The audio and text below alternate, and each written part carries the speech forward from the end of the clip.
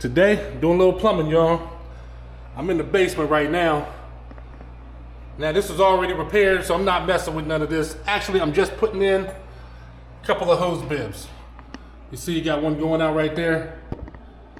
So I'm putting one in there, putting one on the other side. All right, this is the other hose bib on the other side of the garage. See that right there? Now this one's a problem because these shark bites that they installed to fix it are actually leaking. Look at that. Woo!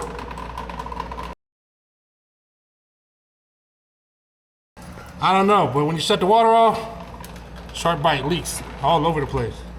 So we're gonna fix that, and we're gonna actually put an a frost-free hose bib outside because they were actually supposed to put a frost-free hose bib outside, but they told the customer that the store was out of the frost-free ones.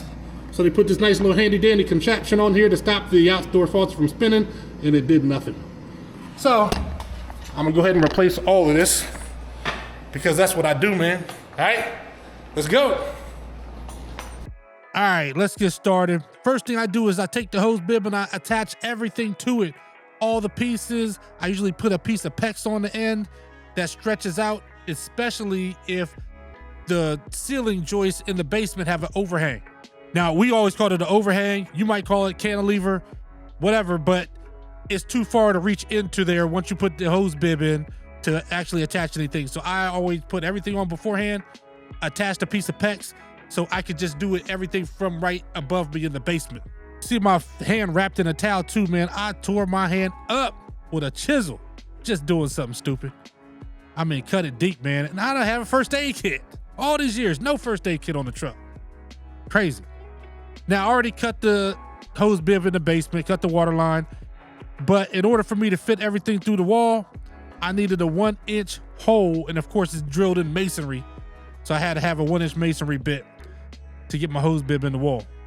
Now, when I do these type of jobs, which I actually don't do that often, I used to do them all the time, like hose bibs, stuff like that, but I don't do like really small jobs anymore, except like this house, I actually have a lot of little small jobs I've done in this particular house.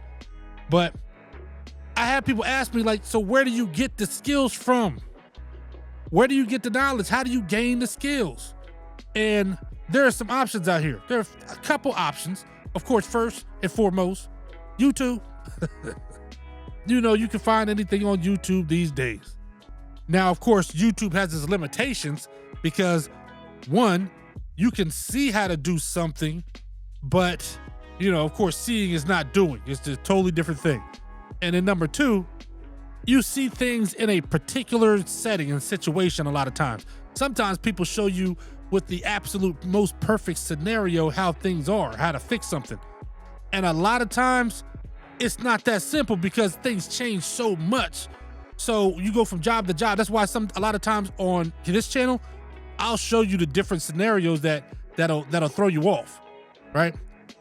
Now I also have to do the exhaust for the dryer. So, you know, the outside exhaust. So I'm gonna be doing that as well. Yep, so yeah, I always try to show you. If I run into an issue, I try to show it to you and how I resolved it. But that's the issue with YouTube, is just that a lot of people don't do that. You'll get the perfect scenario, but things change.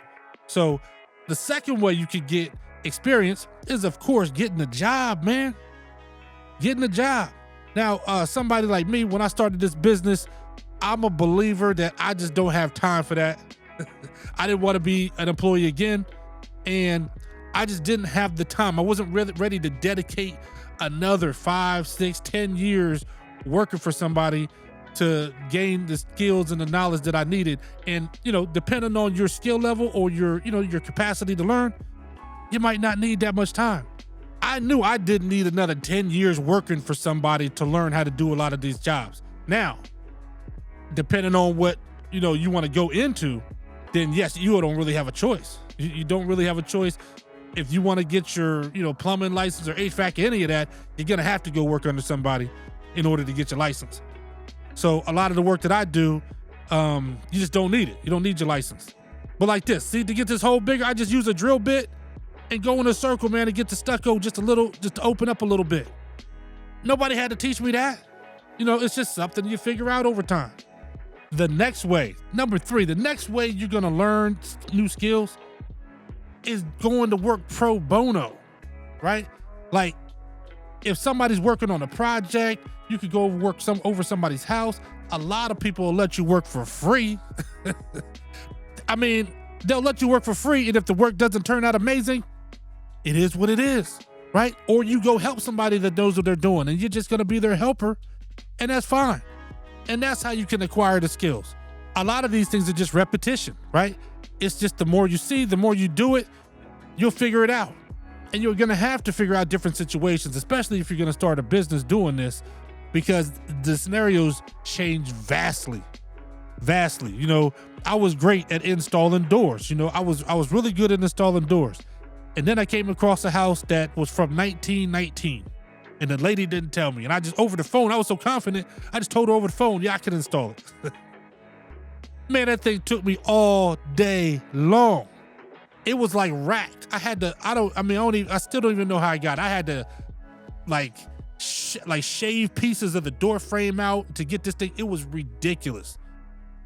But I got it because I understood by then how this whole thing was supposed to work. So it was just experience over time. And you can get that same experience just, you know, working with one of your buddies that knows a little something on a weekend on his project, just for free. You know, you just hang out, do the work, and learn, man. It's a great way to get experience.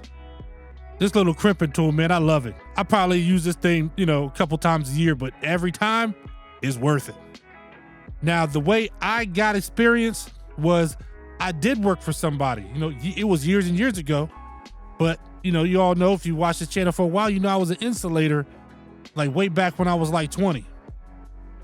But I think you get a lot of your experience by paying attention to what you're doing, paying attention to your surroundings. So even if you're not in that scenario where you can get a job, you know, I also, when I go in the house and do some work, you know, I might pay attention to how this wall is structured in this house. You know, every wall, believe it or not, every house doesn't even have 2x4 wall. I ran into houses that had 2x3 walls, and then I found out that, hey, depending on the wall it is, sometimes in a bathroom wall doesn't have the same code for, 16-inch on center or whatever. They can go wider because it's a bathroom. Found out the hard way because I was trying to hang something on the back of that bathroom wall, and it just wouldn't go right, and it was crazy. It took me, entertainment center. It was from like Brazil or something that was all metric. It was crazy, man. It took me hours and hours and hours to hang one little entertainment center because these walls were way off. But it gave me the experience, you know, and I understood wall structure. And in certain houses, then I got to start checking these walls. Is this on the other side of a bathroom? Well, now I need to look at that. Everything becomes a factor. And if you're wondering why these videos right here are shot this way, it's because I was using the meta glasses. And, you know, it's my first time using them. I probably won't be using them for regular videos until they allow me to change the size of the video and shape. But they were clutch, and they'd be great for other platforms. So I'll probably be using these to get the other platforms going. But as you see, I got everything hooked up with this hose bib. You see all the pecs hooked up. But from the original copper, I did use a shark bite because I don't know. I don't see anything wrong with shark bites, y'all. The biggest issue I think most people have is they just don't push them all the way in. They don't realize how far they go in. And I think that's the biggest issue, because this is actually, out of all the houses I've been to and done work in, this is the first time I've ran into a PEX leak. Now, I'm not a plumber, so I'm not called to houses specifically to do plumbing most of the time. So, but you see, turn the water on, no leaks anywhere. It's a beautiful thing, man. The best way I can tell you to learn skills is that everything you do, every job you do, pay attention. It might teach you something for the next job. You see this hose bib? You know you did it right when you turn the hose bib off and the water keeps coming out. Now we know it won't freeze. Daryl, also known as the finisher. Stay safe, be blessed, and remember, if the trays don't work, nothing else does. Oh, I gotta tell you something about shark bites real quick. Now, as you can see, these have been repaired before. And wouldn't you know it? Oh, we got shark bites everywhere. I tell you, man, It's weird in real life. I go online and all the plumbers say the shark bites are the worst thing ever, but in real life, the plumbers come and they use shark bites. So this is all from actual plumbers that came and repaired all these stop valves and shut off valves and all this with shark bites.